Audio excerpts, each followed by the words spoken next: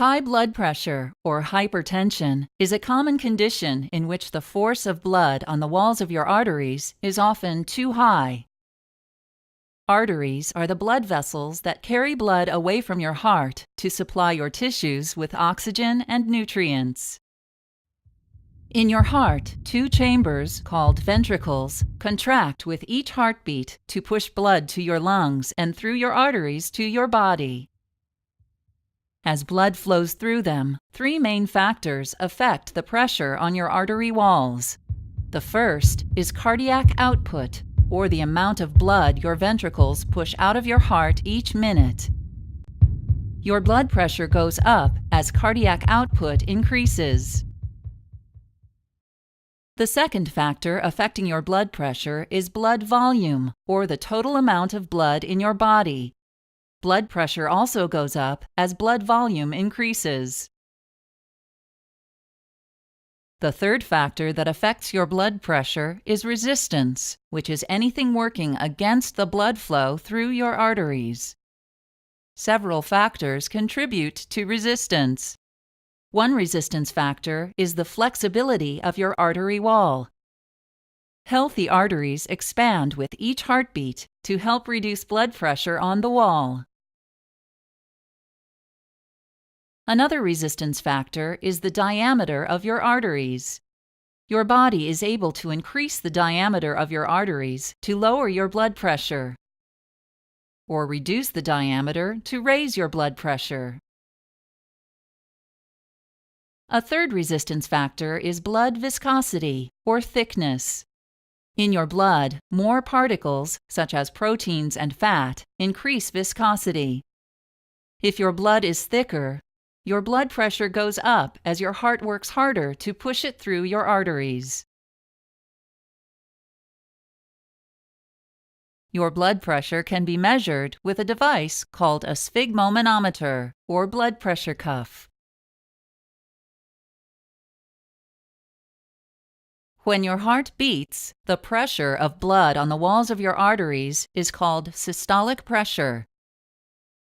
When your heart relaxes between beats, pressure on the artery wall is called diastolic pressure.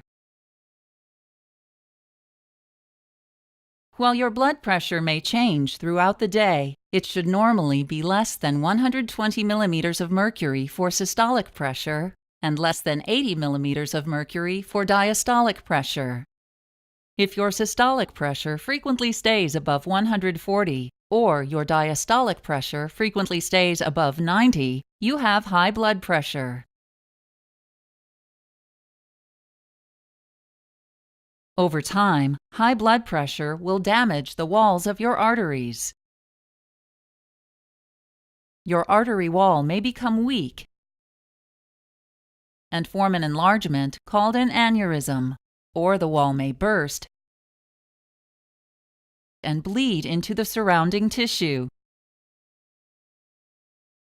Small tears in your artery wall may attract certain substances in your blood, such as cholesterol, fat, and calcium, to form a buildup called a plaque. Blood flow through your artery decreases as the plaque enlarges. Blood cells can stick to the plaque and form solid clumps called clots, further reducing or completely blocking your blood flow. Damage to your arteries raises your blood pressure even more by making your heart beat more forcefully. Artery damage and reduced blood flow lead to conditions such as a stroke, heart attack, or kidney disease. In most cases, the cause of high blood pressure, or hypertension, is unknown. This type of high blood pressure is called primary or essential hypertension.